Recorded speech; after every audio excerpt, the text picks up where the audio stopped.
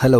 ഇന്നത്തെ നമ്മുടെ ട്രാഫിക് സയൻസേ നമുക്ക് കുറച്ച് കൺഫ്യൂഷൻ വരുന്ന തിയറി എക്സാമിനായാലും അല്ലെങ്കിൽ ഇവിടെ ആദ്യമായിട്ട് വണ്ടി ഓടിക്കുന്നവർക്കായാലും ഒരു കൺഫ്യൂസ്ഡ് ആവുന്ന കുറച്ച് ട്രാഫിക് സിഗ്നൽസ് നമുക്ക് നോക്കാം. ഓക്കെ.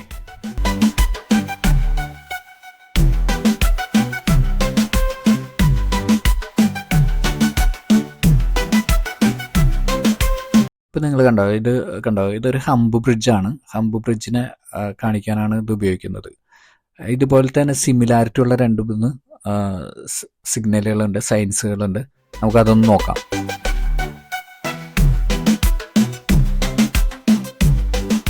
കണ്ടോ, ഇതൊരു അൺഇവൻ റോഡിൻ്റെ സിഗ്നലാണ്. അത് കണ്ടോ, മറ്റേ ഹംപ് ബ്രിഡ്ജിനോട് ഒരു സിമിലാരിറ്റി ഉണ്ട്. അപ്പോൾ നമുക്ക് എക്സാമിനത് ഓരോന്ന് ചിലപ്പോൾ ഓപ്ഷൻ തരുമ്പോൾ നമുക്കൊരു കൺഫ്യൂഷൻ വരും, ഏത് റോഡാണ് എന്നുള്ളത്. ഹമ്പാണോ അല്ലെങ്കിൽ അൺഇവൻ റോഡിൻ്റെ സൈനാണോ, അങ്ങനെ ഒരു ചെറിയ കൺഫ്യൂഷൻ വരാൻ സാധ്യതയുണ്ട്.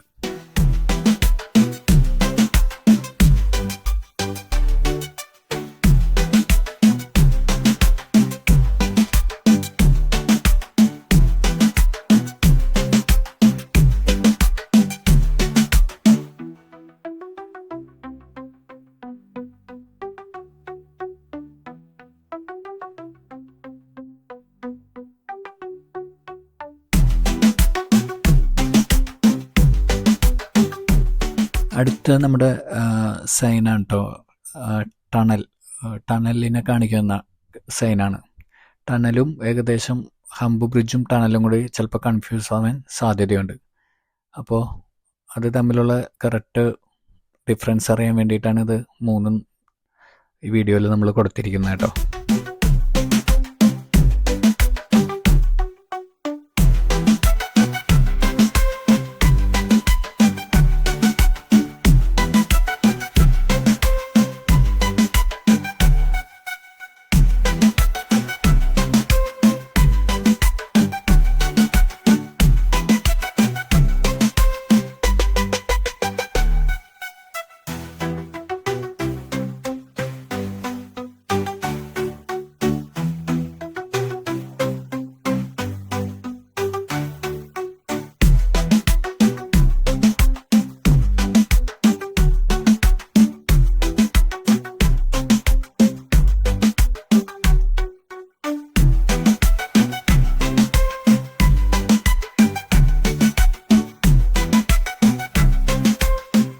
പിന്നെ നമുക്ക് വരുന്ന സൈനാണ് ടു വേ ട്രാഫിക്.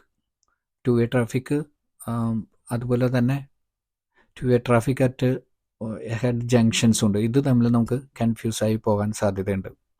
അപ്പോൾ രണ്ടാമത്തെ സൈൻ എന്ന് പറഞ്ഞു കഴിഞ്ഞാൽ നമ്മളിപ്പോൾ ഒരു ചെറിയ സിംഗിൾ ലൈൻ റോഡിൽ നിന്ന് ഡബിൾ ലൈൻ റോഡിലോട്ട് അല്ലെങ്കിൽ രണ്ട് വശത്തേക്കും ട്രാഫിക് ഫ്ലോ ഉള്ള സ്ഥലത്തേക്ക് കയറുമ്പോൾ കാണിക്കുന്നതാണ്. അപ്പോൾ അതും ചില സമയത്ത് നമുക്കൊരു കൺഫ്യൂഷൻ വരും.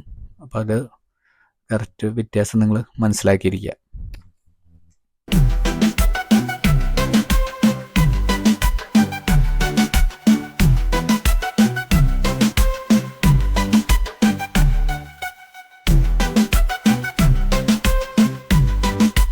Road or bridge is very narrow.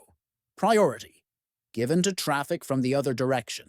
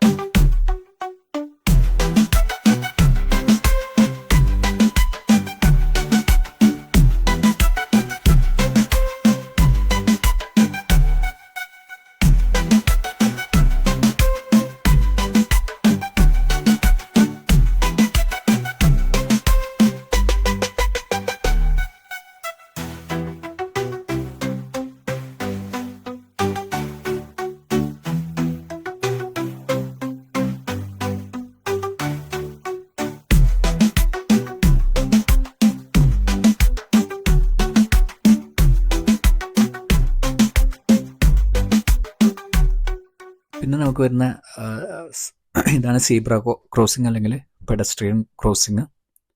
പിന്നെ നെക്സ്റ്റ് വരുന്നതാണ് എർലി പീപ്പിൾ അല്ലെങ്കിൽ വീക്ക് പീപ്പിളൊക്കെ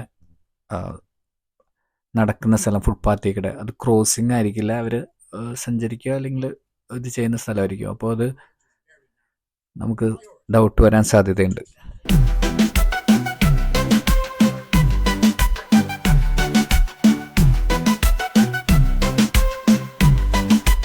പിന്നെ സ്കൂൾ സൈനാണ്, സ്കൂൾ ചിൽഡ്രൻസിൻ്റെ.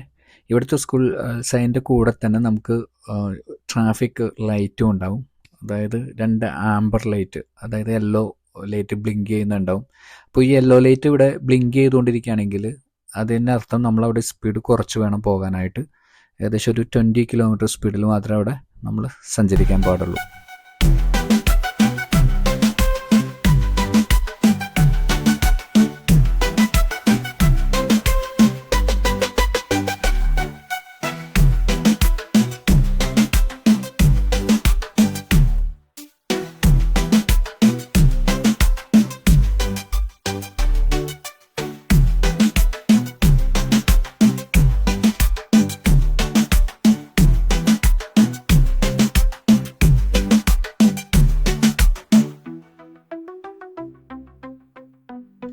പിന്നെ ഇവിടെ എല്ലാവർക്കും ഒരു ചില അബദ്ധം പറ്റുന്നൊരു കാര്യം ഞാൻ പറയാം. നമ്മുടെ ട്രാഫിക് ലൈറ്റ് ഉണ്ടല്ലോ, റെഡ് ലൈറ്റ്. ആദ്യം കാണിച്ചിരിക്കുന്ന റെഡ് ലൈറ്റിൽ ഓഫ് കോഴ്സ് നമ്മൾ സ്റ്റോപ്പ് ചെയ്തിരിക്കും. അതുപോലെ തന്നെ റെഡ് കഴിഞ്ഞിട്ട് പിന്നെ വരുന്നത് ആംബർ ലൈറ്റാണ്. അതും ക്വസ്റ്റ്യൻ ആയിട്ട് വരും കേട്ടോ തിയറി ടെസ്റ്റിൽ. റെഡ് കഴിഞ്ഞിട്ട് ഏത് ലൈറ്റാണ് ഫോളോയിങ് ആയിട്ട് വരുന്നത് എന്നുള്ളത്. അപ്പോൾ പലരും റെഡ് കഴിഞ്ഞാൽ പെട്ടെന്ന് നമ്മൾ ഓപ്ഷനിൽ നിന്ന് ഗ്രീൻ ആണെന്ന് പറയും. പക്ഷെ ഗ്രീൻ അല്ല, red and amber then green എന്നുള്ളതാണ് കറക്റ്റായിട്ടുള്ള ആൻസർ. അപ്പോൾ ഇവിടെ ഈ ആംബർ ലൈറ്റും റെഡും കൂടി കാണുമ്പോൾ തന്നെ ചിലവർ വണ്ടി എടുക്കും. അതായത് ആംബർ ലൈറ്റ് കത്തുമ്പോൾ തന്നെ വണ്ടി മുന്നോട്ടെടുക്കും. അത് ടെസ്റ്റിനാണെങ്കിൽ, നമ്മൾ പ്രാക്ടിക്കൽ ടെസ്റ്റിനാണെങ്കിൽ ഷുവർ ഫെയിലാണ്. അതുപോലെ തന്നെ അല്ലാതെ സിഗ്നലുകളിലും നമ്മൾ എടുത്തു കഴിഞ്ഞാൽ നമുക്ക് ചിലപ്പോൾ ഫൈൻ കിട്ടാനൊക്കെ സാധ്യതയുണ്ട്. ക്യാമറ ഓപ്പറേറ്റഡ് ആണ് ഇവിടുത്തെ പല സിഗ്നൽസും. അപ്പോൾ അത് വളരെയധികം ശ്രദ്ധിച്ച് നമ്മളിവിടെ ഓടിക്കണം. കാരണം നാട്ടിലെ ഹാബിറ്റ് വെച്ച് ഓടിച്ചു കഴിഞ്ഞാൽ നമുക്ക് പണി കിട്ടും.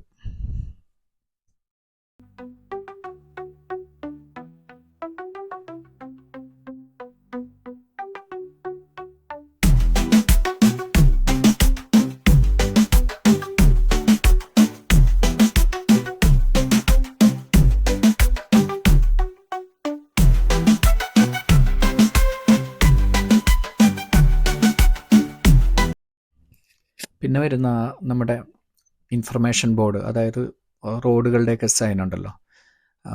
ഇത് എക്സ്പ്രസ് വേ ആയതുകൊണ്ട് നമ്മൾ പറഞ്ഞിട്ടുണ്ടല്ലോ ഇവിടെ കളർ കോഡ് ഉണ്ടെന്ന്. അപ്പോൾ നീല ബോർഡിൽ കാണുന്നത് ഇവിടുത്തെ എക്സ്പ്രസ് വേയുടെ സൈനാണ്. അതിൽ A52 എന്ന് കാണിച്ചിരിക്കുന്നത് ആ റോഡിൻ്റെ നമ്പറാണ്, ഏത് റോഡ് പോകുന്നത്. അത് റോഡിൻ്റെ സർഫസിലും മാർക്ക് ചെയ്തിട്ടുണ്ടാവും. പിന്നെ 25 ഒരു ബ്ലാക്ക് ബാക്ക്ഗ്രൗണ്ടിൽ കൊടുത്തതിന് 25 ഏത് ജംഗ്ഷനാണെന്നുള്ളതാണ്. ഇവിടുത്തെ എല്ലാ എക്സ്പ്രസ് വേയിലും നമ്മൾ ഓരോ ജംഗ്ഷനും ഇവിടെ നമ്പർ ചെയ്തിട്ടുണ്ട്. ഇങ്ങനെ 1, 2, 3 അല്ലെങ്കിൽ 25, 26 അങ്ങനെ. അപ്പോൾ ഏത് ജംഗ്ഷൻ ആണെന്നുള്ളത് അറിയാൻ വേണ്ടിയിട്ടാണ് 25 എന്ന് കൊടുത്തിരിക്കുന്നത്. അപ്പോൾ അത് ഈസി ആയിട്ട് നമുക്ക് നാവിഗേറ്റ് ചെയ്യാൻ സാധിക്കും.